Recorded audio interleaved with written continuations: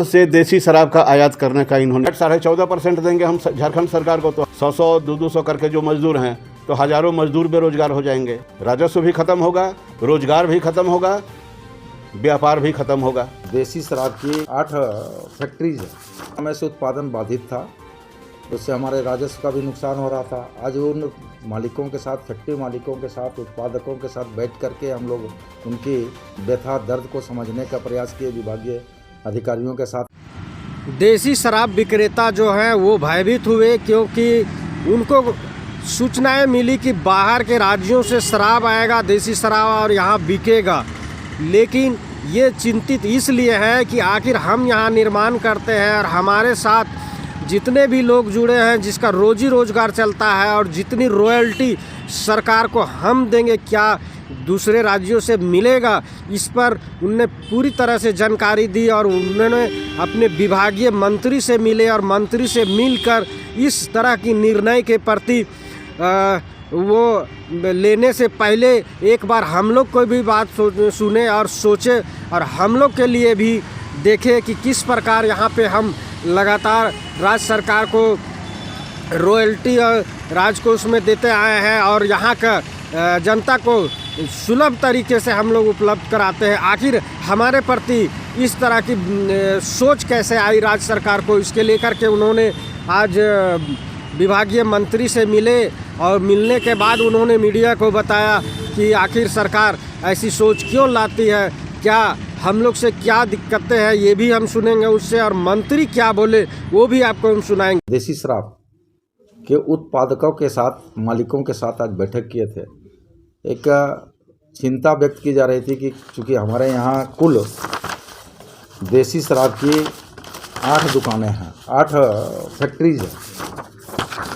उन 8 फैक्ट्रियों में कई लंबे समय से उत्पादन बाधित था, जिससे राज्य के देसी शराब पीने वालों को देसी शराब नहीं मिल पा रहा था और उससे हमारे राजस्व का भी नुकसान हो रहा था। आज उन मालिकों के साथ, फैक्ट्री मालिकों के साथ, उत्पादकों के साथ बैठ करके हम लोग उनकी व्यथा दर्द को समझने का प्रयास किए विभागीय अधिकारियों के साथ में।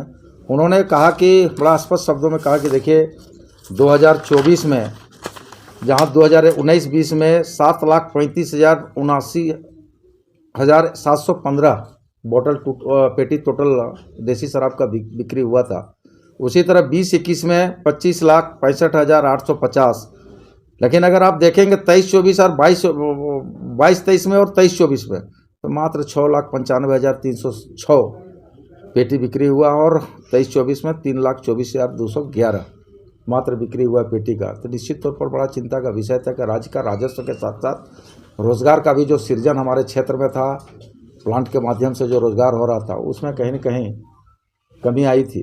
और उसी की चिंता को व्यक्त करते हुए आज हम लोग बैठक की और बड़ा 2 टूक स्पष्ट शब्दों में कहे हैं कि किसी भी कीमत पर जो प्लांट लोग हैं, देसी शराब बनाने वाले जो इकाई है, उन इकाइयों के मालिकों के साथ बैठक की और स्पष्ट निर्देश दिए कि भाई हमारा जो डिमांड्स है, हमारी जो खपत है राज्य में, उस खपत को आप पूर्ति करें, अन्यथा आपका दूसरे जगहों से हम लोग देसी शराब मंगाएंगे तो फिर आप लोग को आपत्ति नहीं होनी चाहिए। नंबर 1। नंबर 2 कि पहले जहाँ पर पेट बोतल, अभी पेट बोतल पुनः हम लोग चालू किए हैं। पहले आप लोग देखे होंगे 21-22 में बोतल शीशा का बोतल पर आता था, जिससे शराब, देसी शराब महंगा हो गया था।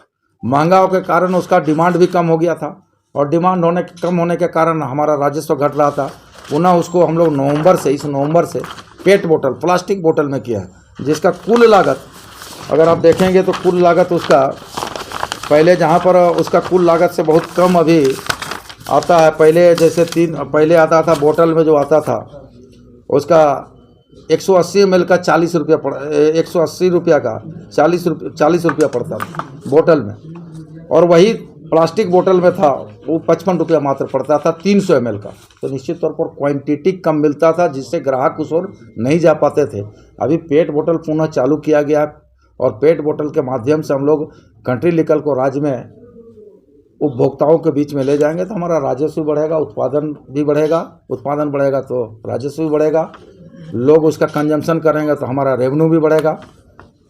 उसी आधार पर आज उसी विषय को लेकर आज हम लोग मीटिंग की और बड़ा सकारात्मक मीटिंग रहा। सभी ने उत्पादकों ने कहा कि हम आज के बाद से कोई शिकायत नहीं होगा। और जितने राज्य में हमको लगता है अनुमानतः 10 लाख पेटी कंट्री लीकर का यहाँ खर्चा है, खपत है, वो 10 लाख पेटी हमको केवल राज्य के 8 उत्पादकों से हम पूर्ति करा लेंगे। सर, नए साल के मौके पर राजस्व की काफ़ी पिछले साल का रिकॉर्ड तोड़ते हुए नहीं, देख रहे हैं आप लोग, लगातार हम लोग इस विभाग पर आकर समीक्षा बैठक करते रहते हैं, पदाधिकारियों को निर्देश देते रहते हैं, कोई कमियां हैं उसको दूर करने को कहते निर्देश देते हैं। और हम एक टास्क फोर्स भी बनाए हैं जो कभी भी किसी भी वक्त कहीं भी मूवमेंट कर सकती है, हेडक्वार्टर स्तर की है, और कहीं भी कोई शिकायत मिलेगी उसकी जांच करेगी, जांच होने की पुष्टि होगी तो उस पर अविधि सम्मत कार्रवाई भी होगी। लेकिन ये लोग तो कह रहे थे कि इन लोग के पास स्टॉक पर्याप्त मात्रा में है, 3 महीने से ज़्यादा का स्टॉक बचा हुआ है। नहीं, विसंगति है, उनका कहना भी ठीक है, विसंगति है। जैसे सपोज दैट एक दुकान में 500 पेटी पड़ा हुआ है, दूसरे दुकान में नील है, तो हमारा एक्साइज असिस्टेंट एक्साइज कमिश्नर को ये कर्तव्य होना चाहिए, ये जानकारी होनी चाहिए कि अगर जहाँ पर डिमांड देसी शराब का नहीं है तो जहाँ पर डिमांड है वैसे दुकान में उस दुकान को स्टॉक को ट्रांसफ़र कराना चाहिए, जो नहीं हो पाया ट्रांसफ़र। अब सपोज दैट शहरी दुकान में कंट्री लीकर कम बिकेगा लेकिन वो रूरल क्षेत्र में ज़्यादा बिकेगा, जहाँ उस कंसेप्ट के उपभोक्ता है वहीं तो बिकेगा।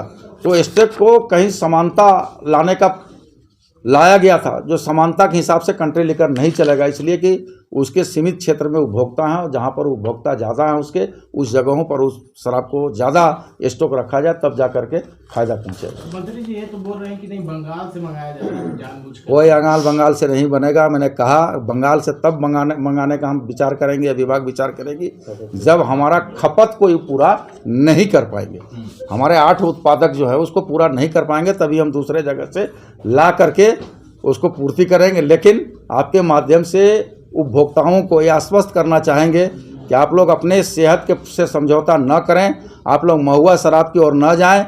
जो यहाँ कंट्री लीकर है, जो एकदम पूरा स्पेसिफिक बना हुआ है, पूरा मापदंड के साथ बना हुआ है, अगर वैसे इच्छाधारी लोग हैं, वैसे उपभोक्ता हैं, उसका सेवन करें तो निश्चित तौर पर आपका सेहत भी बेहतर रहेगा। मंत्री जी, पायलट प्रोजेक्ट के तहत मॉडल दुकान खोलने की बात कही गई थी आपकी तरफ से, इस दिशा में कोई प्रयास? बिल्कुल, आज भी इस बात पर कायम है हम लोग। मार्च के बाद मॉडल दुकान खोलेंगे और हर हाल में खोलेंगे। मॉडल दुकान में उन उपभोक्ताओं के लिए जो उपभोक्ता रिजर्व रह करके, जो बड़ी भीड़ भाड़ से बचते हुए एक ग्राहक के रूप में जाएंगे और उसकी सारी सुविधा उसको हम लोग उपलब्ध कराएंगे। ये जिलावार होगा आवश्यकता अनुसार।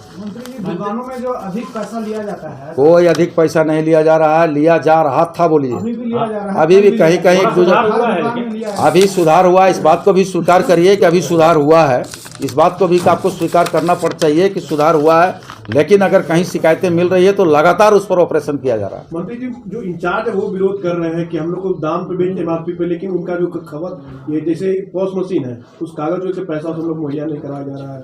देखिए, उनको अनुबंध के आधार पर काम करना होगा। पहले वो अपना अनुबंध देखें, एग्रीमेंट जो हुआ है उस अनुबंध के आधार पर वो काम करें तो निश्चित तौर पर इन विषयों को सामने नहीं लाएंगे। मंत्री जी, आपने दुकान का निरीक्षण किया था जिसमें स्टॉक को लेकर के आपने निर्देश भी दिए थे, कार्रवाई क्या? सैंपल जांच हो रहा है, उसकी सैंपल जांच हो रही है, लैब में सैंपल जांच हो रही है, आपको भी बता दिया जाएगा कि उसमें क्या कार्रवाई है। मंत्री, 2024 का लक्ष्य क्या था और कितना प्राप्त हुआ?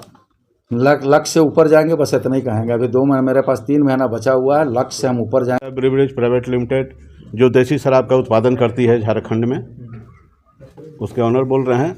और ये सारे जितने भी हमारे दोस्त हैं, कुमार बॉटलर्स, जस्ट लीकर, मतलब भोली भाई, मैंने जितने भी बॉटलर्स हैं जो देसी शराब का उत्पादन करते हैं झारखंड में, वो सभी लोग आज मंत्री जी को ज्ञापन देने आए थे।